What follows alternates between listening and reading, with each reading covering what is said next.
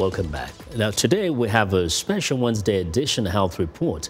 Africa 54 Health correspondent Linord Moudoud begins a two-part series highlighting the work of the Bill and Melinda Gates Foundation, including the inroads made in cutting childhood mortality. Linord. That's right, Vincent. Philanthropists Bill and Melinda Gates have just released their annual letter highlighting gains made in global development, including a mother's well-being, education, and childhood health. Efforts of organizations such as the Bill and Melinda Gates Foundation have helped save the lives of 122 million children since 1990. I spoke by phone with Melinda Gates in a VOA exclusive interview and asked her what is her reaction to the progress made in global development.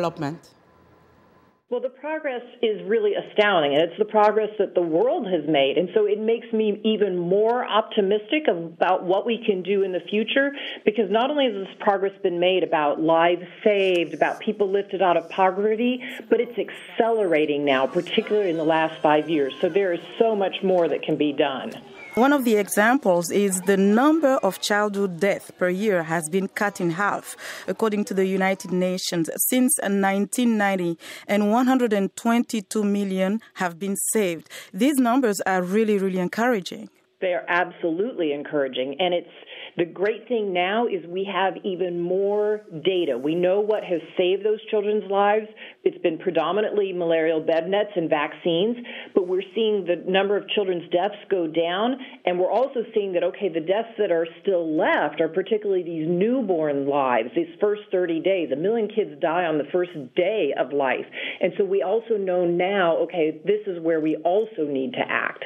So how do we act? We get more data. And so one of the things that we point out in the annual letter is that parents in Africa are letting us actually do now very thoughtfully these minimally invasive autopsies, and it allows them to understand what did their child actually die from, and then they let us use that information, that data, so that we can understand what lots of kids die from, and then put great tools behind that. And that's actually really exciting. The Bill and Melinda Gates Foundation has played an important role in global development and improving health. What did it take to achieve this gain in children's health in particular? First of all, the foundation does all the work that we do is with partners all over the world. There's nothing we do without a partner being involved. And the other great thing is that the United Nations set before these Millennium Development Goals. They're now the Sustainable Development Goals. But it gave a roadmap, a blueprint to the world of how should we tackle death and disability around the world. And so one of the things that the foundation focused on with our many partners was on these childhood deaths. And a lot of new vaccines came out, particularly around pneumonia deaths and diarrheal deaths. Those are the two biggest killers of children still around the world. We needed new vaccines that didn't exist for those. Those vaccines now not only exist, but they're being delivered all over the world in some of the most remote rural places in Kenya and India and Tanzania. Parents are accepting them. The vaccination rate is up to 86% now around the world. We need to get that, honestly, to 100%, but parents are seeing the benefit of that.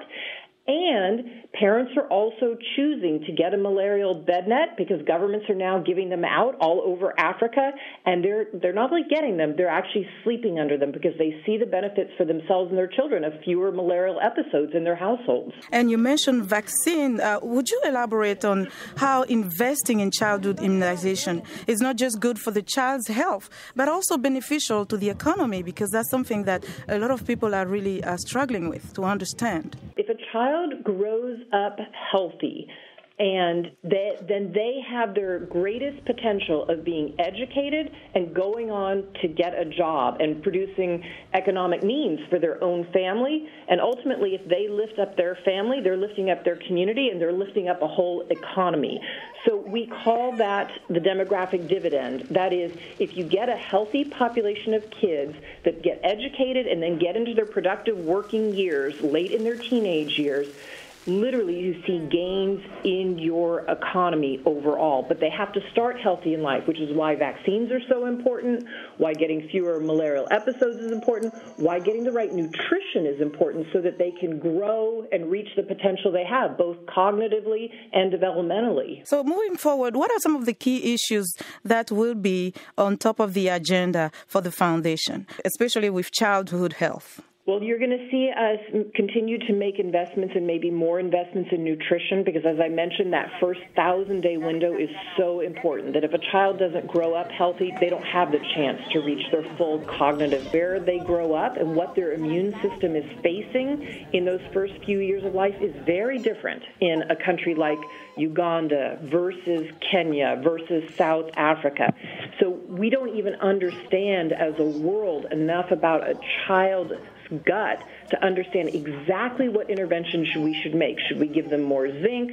Should we give them more vitamin A, more vitamin D? So until that research agenda gets completed and filling it out will help us understand how to make the most key investments. You'll see us continuing on vaccines and really looking at this first 30 days of life of what else we can do to save so many children that die in those first 30 days. Tomorrow we'll have part 2 of my interview with Melinda Gates, during which we discuss women's health and how she perceives the status of women and girls globally.